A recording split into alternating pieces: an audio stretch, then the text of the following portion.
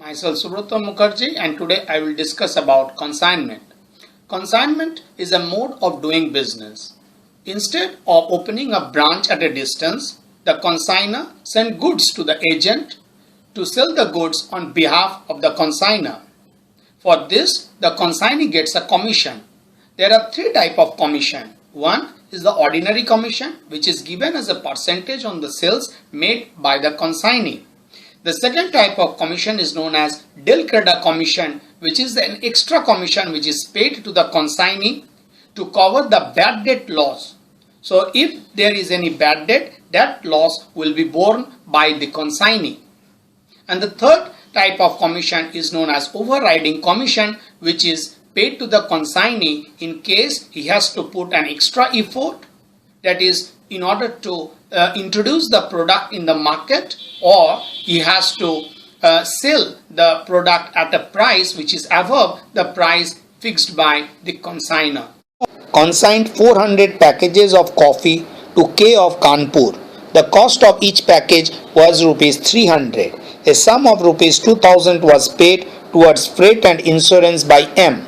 In transit, 60 packages were damaged. However, the consignor received rupees 400 for the damaged packages from the insurance company. The consignee accepted a bill of exchange for rupees 60,000 for 60 days as an advance to M. The operating statement from the consignee disclosed the following information. 280 packages were sold at 360 per package. The damaged packages were sold at rupees 100 per package. He paid rupees 400 towards godown rent, rupees 1000 towards carriage outward, and rupees 3400 towards clearing charges. The consignee is entitled to a commission of 10% on the sale proceeds. At the end of the consignment period, K sent a bank draft to M. You are required to prepare the necessary accounts in the books of M. Prepared the consignment to Kanpur account in the books of M. So on the debit side, I have to write 2 goods sent on consignment. 2 goods sent on consignment. So 400 case packages were sent at rupees 300 per package. So 1,20,000. So this is the worth of good which was sent to Kanpur.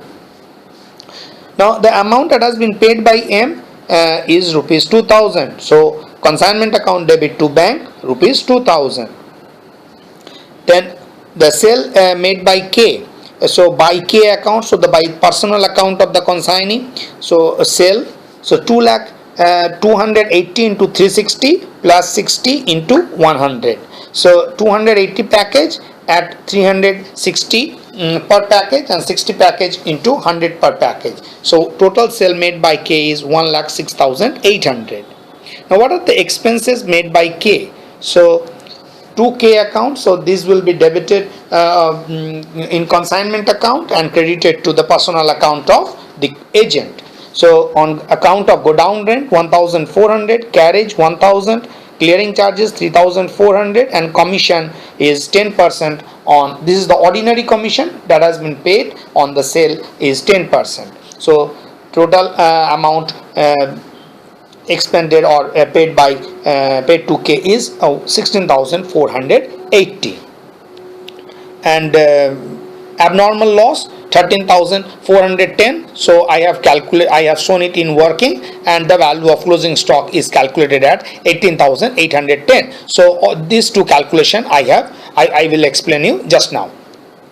Both side total is 1,39,020, and this is the balancing figure which is transferred to or this is the balancing figure which is the profit on consignment business. So value of abnormal loss, the cost is 60 into 300, 18,000, add proportionate expense of the consignor. So proportionate expense of consignor is 2,000. This is the amount that has been paid by the consignor for 400 packages, and this is the number of packages which has been lost in transit. So 300 rupees. And you may ask that the goods has been lost in transit. So why we are adding the non-recurring proportionate expense of the agent, or this is the consignor. So this is the consignor. Yeah, this is M and this is N, K. So proportionate expense of M is 300 and non-recurring proportionate expense of K is 510. 3,400. This is the clearing charges that has been paid. This is the only non-recurring expense made by the agent. 3,400. And you may ask that why a non-recurring expense is being added up, though the abnormal loss has been incurred in transit. This is because this entire items has been taken by the consignee. So we have to add it up. So 510. So gross abnormal loss is 18,810. So out of this amount, there was a sale proceeds of 6,000 less commission 5,400. So actual abnormal loss is 13,410. Value of unsold stock. Cost 60 into 300, 18,000. Proportionate expense of M will be added back. So 2,000 by 400 into 60, 300 rupees. Non-recurring proportionate expense of K. So this is the only non-recurring expense is 3,400 that has been made for clearing charges. So 510. So this is the value of closing stock.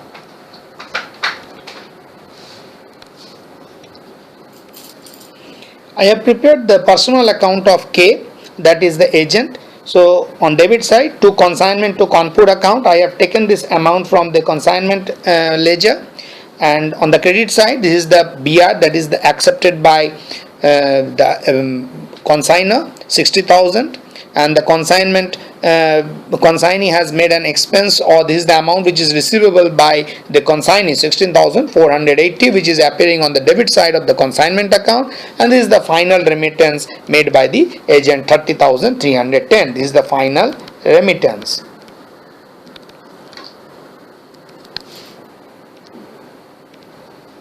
So now I have prepared the abnormal account, abnormal loss account.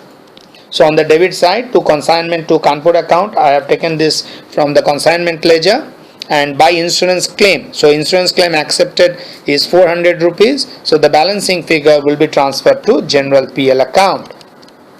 This is the balancing figure that will be transferred to general PL.